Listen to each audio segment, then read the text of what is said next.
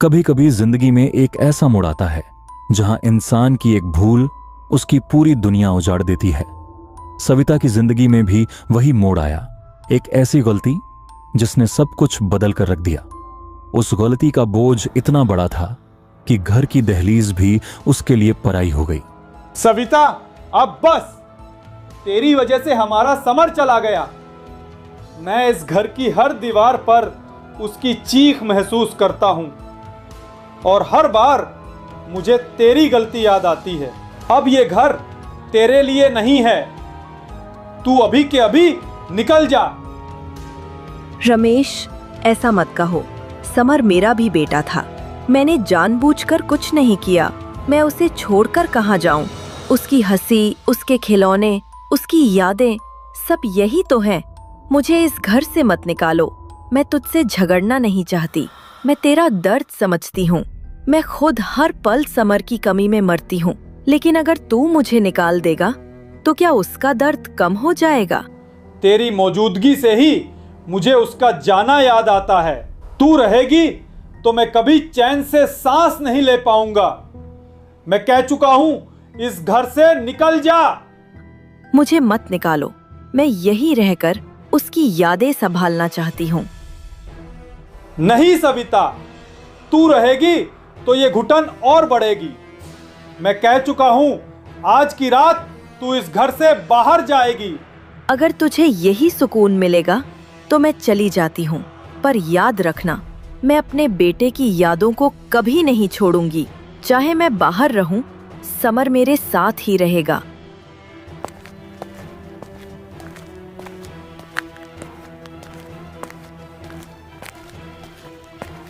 सविता रात में ही घर से बाहर निकल गई। बाहर बहुत तेज बारिश हो रही थी। रास्ता बिल्कुल सुनसान था। आंखों में आंसू लिए और बारिश में भीगते हुए वो बस चलती जा रही थी।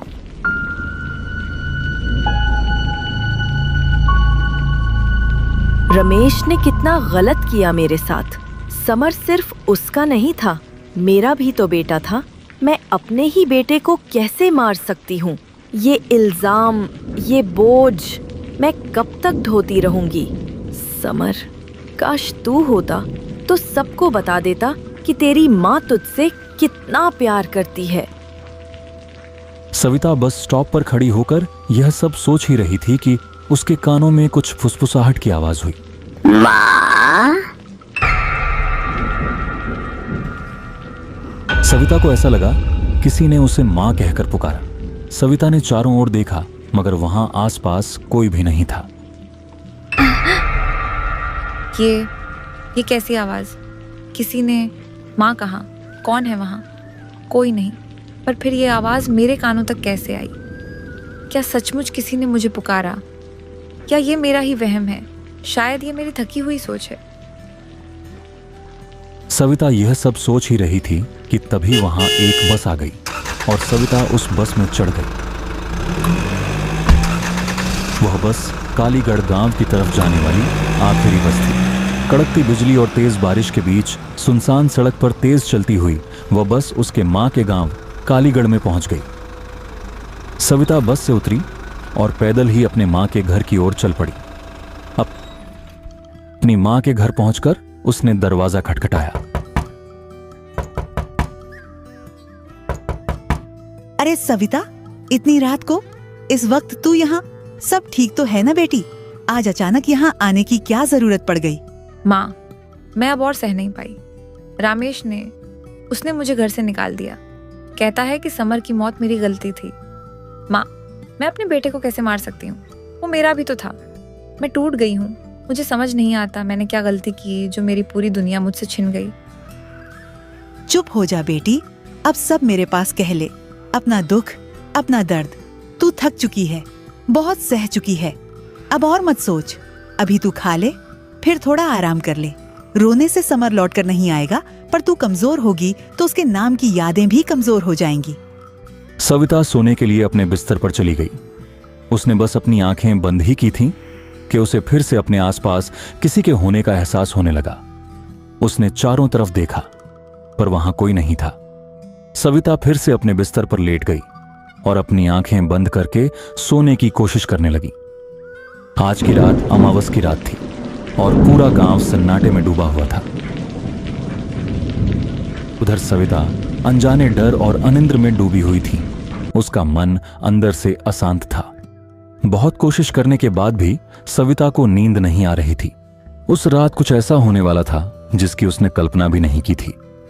सविता थोड़ी देर के बाद एक गहरी और अशांत नींद में डूब गई, मगर वह सुकून थोड़ी देर के लिए था। सविता का दिल जोर जोर से धड़कने लगा।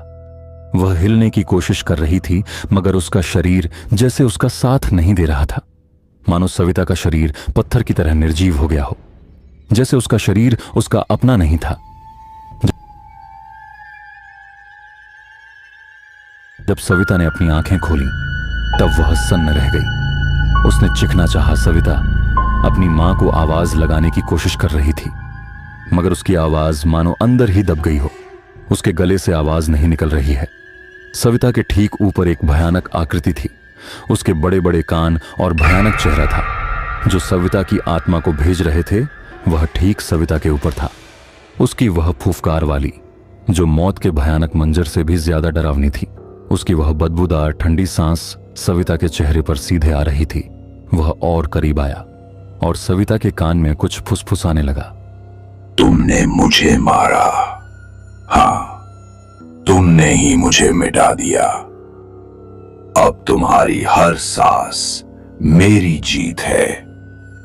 मैं तुम्हें सहन नहीं करूंगा। मैं तुम्हें मार डालूंगा।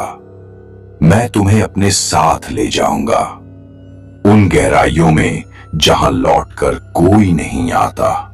उसने अपनी कर्कश आवाज में फुसफुसाते हुए सविता से इतना कहकर हंसने लगा, जैसे वह किसी कब्र के गहराई से निकल कर आया हो।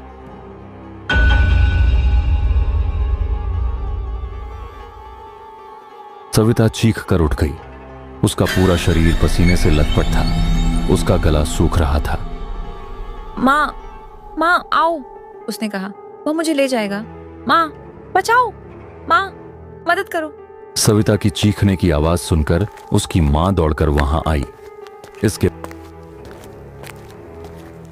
माँ जल्दी आओ। अभी अभी कोई मेरे पास था। मैं आंखें बंद किए लेटी थी। अचानक लगा जैसे कोई मेरे ऊपर झुका हुआ है। उसका सांस मेरे चेहरे पर आ रहा था। माँ, बहुत भयानक था। मैं हिल भी नहीं पा रही थी। बेटी घबराओ मत, यहाँ कोई नहीं है। तुमने सपना देखा होगा। आज तुम बहुत परेशान हो, उसी वजह से ऐसा महसूस हुआ। नहीं माँ, ये सपना नहीं था। वह यहीं था। उसने मेरे कान में फुसफुसाया। मैं आवाज देना चाह रही थी, लेकिन मेरे गले से शब्द ही नहीं निकल रहे थे। देखो, मैं यहीं तुम्हारे पास हूँ। कुछ नहीं होगा, डर मत। माँ, मुझे बहुत डर लग रहा है। शांत हो जा मेरी बच्ची, मैं हूं ना तेरे पास। डर को अपने ऊपर हावी मत होने दे।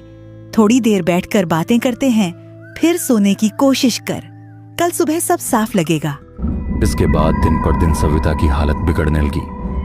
वो रातों को सोने से डरने लगी। जब भी सविता गहरी नींद में जाती, वही एहसास उसे सपने में झकझोर कर रख देता, मानो कोई उसे बुला रहा हो। हर रात वो चिढ़ कर उठ जाती और फिर सारी रात जागती रहती।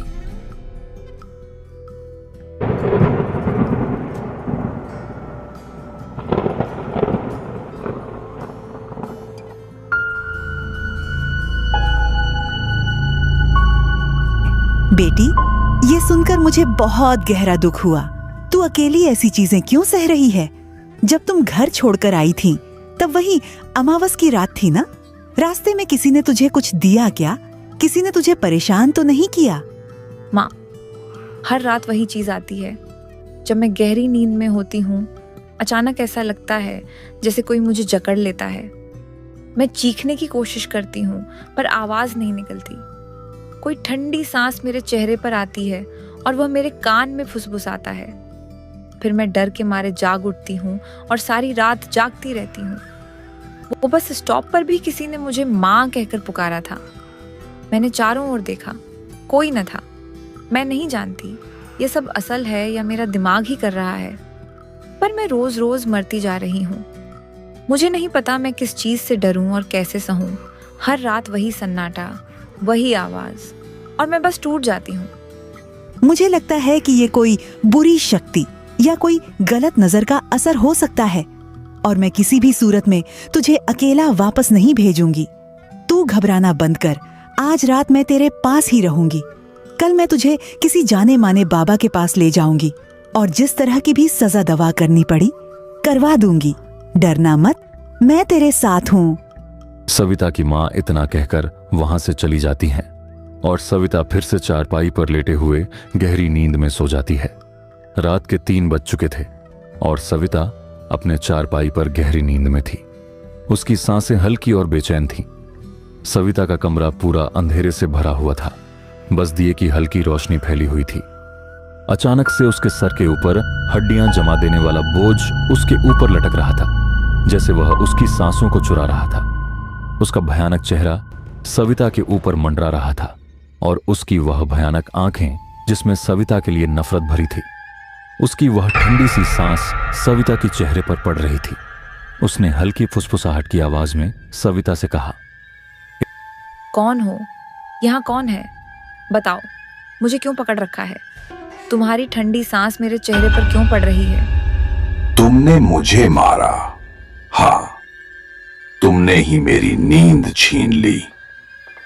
मैं तुम्हें मार डालूंगा और मैं तुम्हें अपने साथ ले जाऊंगा।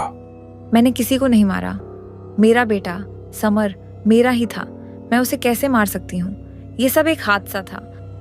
मैं तुम्हारे बारे में सब कुछ जानता हूं, तुम्हारे पति और उसके साथियों की बातें भी, जो अपने रास्ते से हटाना चाहते थे, पर तुमने एक मौका दी और अब परिणाम सामने है। क्या तुम्हें लगता है कि तुम्हारी मां तुम्हें बचा लेगी? वो भी तुम्हें रोक नहीं पाएगी। आज रात मैं तुम्हें अपने साथ ले जाऊंगा। इतना कहकर वह छाया अंधेरे में गायब हो गई और सविता डर से कांपने लगी। वह पूरे पसीने पसीने हो गई थी और डर से कांप रही थी और उस भयानक हादसे को याद कर रही थी जब उसके हाथ से उसी के बच्चे की मौत हो गई थी। तब बेचैन हो गई और अपने कमरे से निकलकर बाहर की ओर चली गई।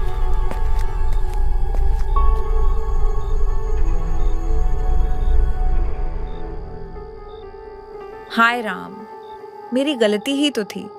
मेरी ही वजह से मेरा बच्चा मर गया। वह भूत सही कह रहा था। मैंने सच में किसी को मार डाला है। मैंने उसे छोड़ा, मैंने उसे दौड़ने दिया और मैंने उसकी हंसी चुरा ली।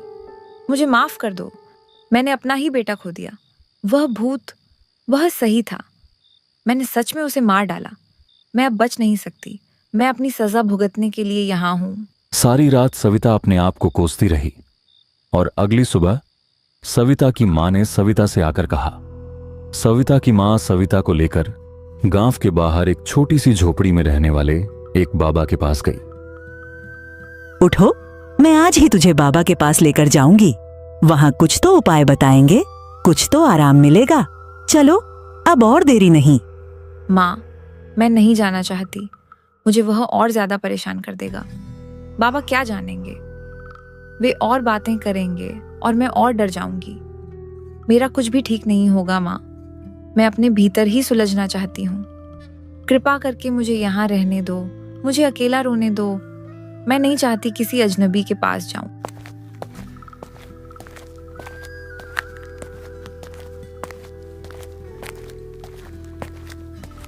कुटिया के अंदर एक बाबा बैठे हुए थे। उनकी रहस्यों को भेदती हुई आंखें और गंभीर एक चेहरा। वह अग्नि के सामने बैठे हुए थे और उनके सामने पूजा पाठ की सामग्री रखी हुई थी। उन्होंने सविता की तरफ ऐसे देखा जैसे वे उसके माथे की लकीरों को पढ़ने की कोशिश कर रहे हों। सविता ने बहुत ही दुखी मन से अपने आप बीती बाबा को बताई, अपने अतीत के बारे में, उस साये के बारे में, एक अजीब सा अधजला प्राणी जो उसके सीने पर बोझ बनकर बैठ जाता है। उसकी आत्मा को चीर देने वाली फुसफुसाहट। उसने बाबा को बताया कि वह चीज उसके पति और उसके बच्चे के सारे रहस्य को भी जानती है। बाबा ने बहुत ही ध्यान से सविता की सारी बातों को सुना। उनका चेहरा सविता के हर एक शब्द के साथ गंभीर होता जा रहा था। बाबा, मैं अब सहन नहीं कर पा रही। घर में सब कुछ खत्म हो गया। रामेश ने मुझे कहा कि समर मेरी गलती से मर गया और उसने मुझे घर से निकाल दिया। मैं बस स्टॉप पर खड़ी थी, तब किसी ने मेरे कान में धीरे से मां कहा, पर वहां कोई नहीं था। तब से रातों को कोई मेरे ऊपर आता है, मेरे गले पर बैठता है, मेरे कान में फुसफुसाता है कि तुमने मुझे मारा। मैं चीखना चाहती हूँ पर आवाज नहीं निकलती। मैं रोज परेशान होकर यहाँ आ गई।